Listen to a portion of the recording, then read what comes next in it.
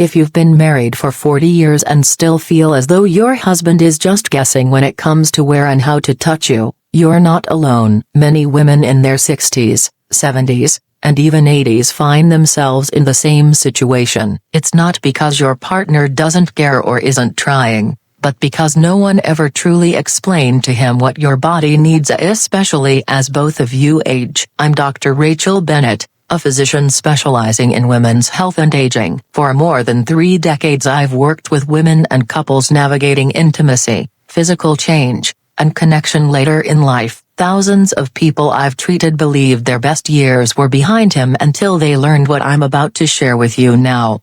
What may surprise you is that new research suggests the spots we've always been told to focus on, like the clitoris, may not even be the most important anymore. In fact, some areas might now feel too sensitive, uncomfortable, or even unpleasant to be touched at all. In this article, I'll walk you through 3 places women over 50 often prefer to be touched and 3 they'd rather avoid. More importantly, I'll show how understanding this can restore trust, intimacy, and even excitement in your relationship no matter how long it's been. And later, I'll reveal the most misunderstood zone of all, the one many men assume is a turn-on, but which countless women actually dread. You'll want to stay with me for that. Before we begin, if intimacy and aging are topics that matter to you, subscribe and tap the bell so you don't miss future conversations. If you find this helpful, type 1 in the comments, and if not, type 0. Your feedback helps me make these talks better for you. Recent studies with hundreds of women in midlife and beyond give us a clearer view of where touch is not only pleasurable but feels safe, welcomed, and deeply connecting. The first is the entrance of the vagina. This often surprises people, but for many women, especially later in life, this part of the body becomes one of the most emotionally and physically responsive. It isn't about deep thrusting or urgency, it's about gentleness, patience, and presence. Over the years, women have told me that when their partners touched this spot with care, they felt recognized, safe, and desired in a way no other kind of touch gave them. Because it's such a vulnerable area, quick or forceful contact can feel invasive, but when approached slowly, with eye contact or tender words, it becomes meaningful. What many of us crave isn't speed but the reassurance that says, "I'm here with you, I'm not rushing." Touch in this way feels like an invitation instead of an expectation. The second place is one many men overlook entirely, the area around the urethral opening, located just above the vaginal entrance and below the clitoris. Though rarely discussed,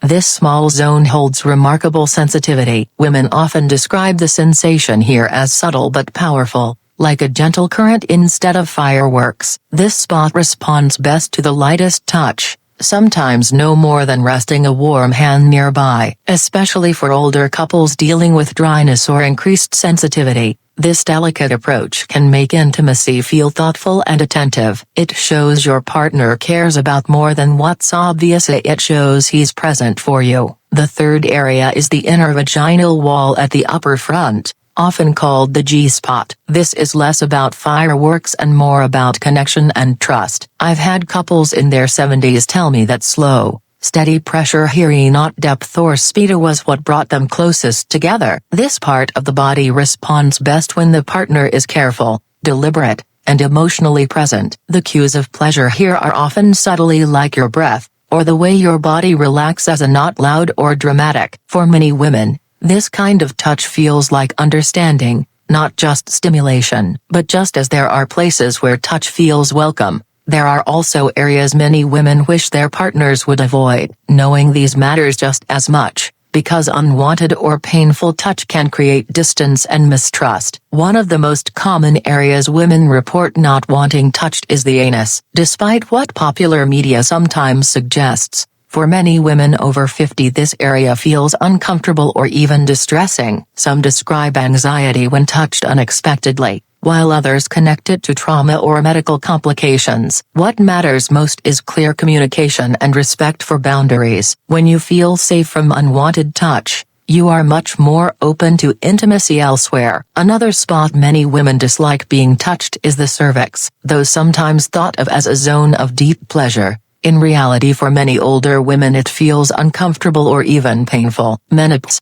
childbirth, and medical procedures can heighten this sensitivity. Many women quietly brace themselves when their partners go too deep, not because they don't care, but because they don't know how to say it hurts. Encouraging slower, shallower movements and open conversation makes all the difference. Often, intimacy at this stage is less about intensity and more about attentiveness. The last place is surprising to some. The nipples. Though long considered a highly erotic zone, after menopause many women find this area more uncomfortable than enjoyable. Hormonal shifts can make the breast tissue far more sensitive than before. Some women describe it as overwhelming when their partners go straight to their chest without warning. It's not always about avoiding this spot completely, but about how it's approached. Some days light touch might feel wonderful, on others it may not. The key is awareness, patience, and listening to body language. If you've read this far, it shows that you care about connection,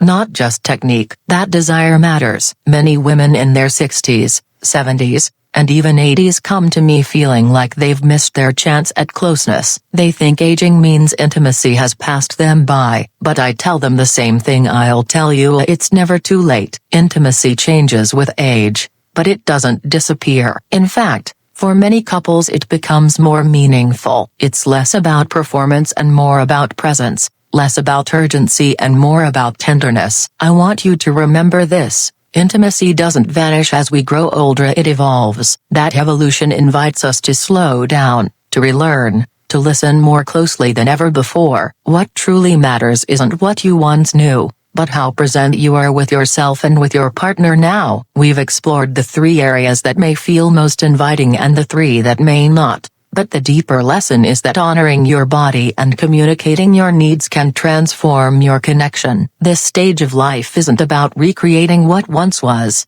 but about creating something new, or something grounded in understanding, rediscovery, and tenderness. Over the years I've seen couples transform when one partner chooses to really listen. When respect and curiosity replace assumptions, walls come down, trust returns, and intimacy flourishes. If you still long for closeness, know that it doesn't begin with your partner's hands. It begins with your own willingness to notice, to ask, and to guide. True connection is not about having all the answers, but about asking the right questions and being open to the answers that come. That's how love not only survives, but thrives.